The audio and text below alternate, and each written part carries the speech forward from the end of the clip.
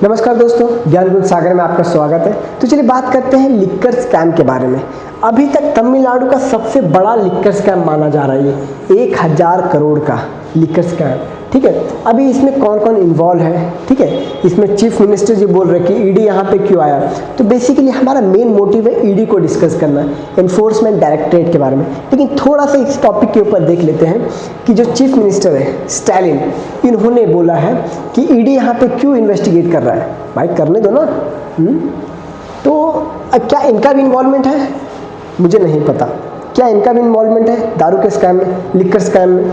तो देखते हैं। तो जो बड़ी पार्टी है वो है टैस्मैक, तमिलनाडु स्टेट मार्केटिंग कॉरपोरेशन। इसका मोनोपोली चलता है तमिलनाडु में लिक्कर बेचने में, रिटेल लेवल पे इसका टैस्मैक का मोनोपोली चलता है, तमिलनाडु स्टेट मार्केटिंग कॉरपोरेशन का। तो मोनोपोली क्यों यार? क्या वहाँ पे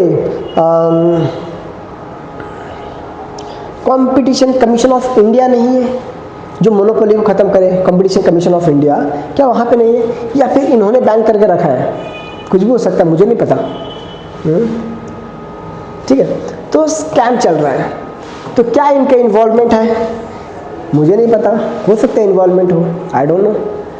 ठीक है, तो बेसिकली इन्होंने स्कैम किया है कि नहीं किया है, या टैस्मैक ने स्कैम किया है या नहीं किया है, ठीक है, ये सब बाकी यूट्यूबर्स आपको बता देंगे। ठीक है, मेरा मेन मुद्दा है इसको डिस्कस करना कि ईडी क्या है, एनफोर्समेंट डायरेक्टरेट कहाँ से आया। ठीक है, अब देखिए एनफोर्समेंट डायरेक्टरेट 1956 में आता है, ठीक है, फेरा एक्ट के तहत। ठीक है, कौन से एक्ट के तहत? फेरा एक्ट के तहत, फॉरेन एक्सचेंज रेगुलेशन एक्ट के तहत। ठीक है, अब ये इसका काम क्या रहता है? ईडी का काम रहता है मनी लॉन्ड्रिंग, हवाला सिस्टम, ठीक है, इनको रोकना, फुजिटिव इकोनॉमिक ऑफेंडर्स जैसे अपने विजय माल्या, नीरव मोदी, इनको रोकना, ठीक है, इनका स्कैम्स पकड़ना, ये ईडी का काम होता है। ओके, अब ईडी में कौन कौन से एक्ट है? ईडी बेसिकली फेमा और पीएमएलए पे काम करता है। FEMA foreign exchange management act, ठीक है, इसमें ये देखिए, इसमें अगर किसी भी कॉरपोरेशन को बाहर से फॉरेन फंडिंग आ रहा है एंटी नेशनल एक्टिविटीज़ प्रमोट करने के लिए, तो ईडी का काम शुरू हो जाता है वहाँ पे। ठीक है, अगर कोई प्रिवेंशन ऑफ मनी लॉन्ड्रिंग, कोई हवाला सिस्टम कर रहा है, ब्लैक मनी को व्हाइट मनी में बदल रहा है, ईडी का काम शुरू हो जाता है। ठीक है, फुजिटिव ऑफेंडर्स, नीरव मोदी, विजय माल्या, ठीक है, इनको अगर पकड़ना हो, इनका स्कैम अगर बाहर करना हो, किसी ने ब्लैक मनी बहुत ज़्यादा रखा है, तो ईडी का काम शुरू हो जाता है। ठीक है, इनकम टैक्स किसी ने बहुत ज़्यादा छुपाया हो और हवाला सिस्टम कर रहा हो, ईडी का काम शुरू हो जाता है। तो ये सब ईडी यूज़ करता है, ये अपना CrPC for arrest, search, seizure and prosecution procedure. ED follows relevant section while applying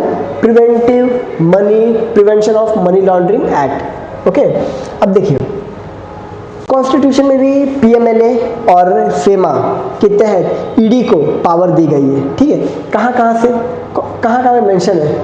article 246 के 7th शेड्यूल में स्टेट लिस्ट, यूनियन लिस्ट और कॉन्करेंट लिस्ट होता है। इसी में यूनियन लिस्ट में इट बेसिकली एंट्री 82 में tax and on income other than agriculture income. ठीक है, यहाँ पे ईडी इलीगल मनी देख सकता है, ठीक है, उसके ऊपर कार्रवाई कर सकता है। Entry 93 offence against law with respect to any matters in the state list. Entry 9 residuary power, तो इसमें ईडी को पावर दिया गया, कहीं पे अगर इलीगल मनी हो रहा है, हवाला सिस्टम हो रहा है, तो वहाँ पे ध्यान दो। आर्टिकल 248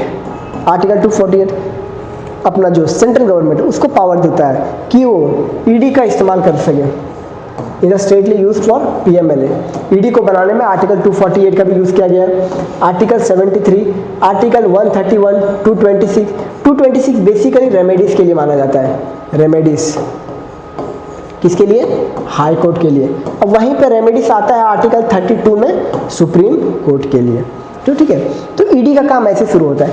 अब थोड़ा सा ईडी के बारे में जान रहे हैं, कौन से मिनिस्ट्री के अंदर आता है, ये मुझे पहले बताना चाहिए था लेकिन मैं अभी बता रहा हूँ। ईडी आता है मिनिस्ट्री ऑफ फाइनेंस के तहत, ministry of finance, department of revenue के अंदर आता है। ठीक है, डिपार्टमेंट ऑफ रेवेन्यू के अंदर आता है, ये रहा।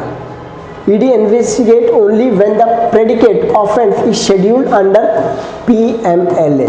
अगर हवाला और या फिर ब्लैक मनी को वाइट मनी में कन्वर्ट करने वाला फुजिटिव ऑफेंडर्स है तभी ईडी काम करता है। अदरवाइज अगर कोई क्रिमिनल है, मर्डर वगैरह है, तो वहाँ पे CBI काम करता है। CBI वहाँ पे प्रोब करता है, ठीक है। NIA, NSA ये सब वहाँ पे काम करते हैं, टेररिज्म के लिए वो सब काम करते हैं। तो ये है टोटल ईडी का इंफॉर्मेशन, एनफोर्समेंट डायरेक्टरेट का, ठीक है। कौन से एक्ट के तहत ये हुआ था? 1956 फेरा एक्ट के तहत आया था। ओके, धन्यवाद।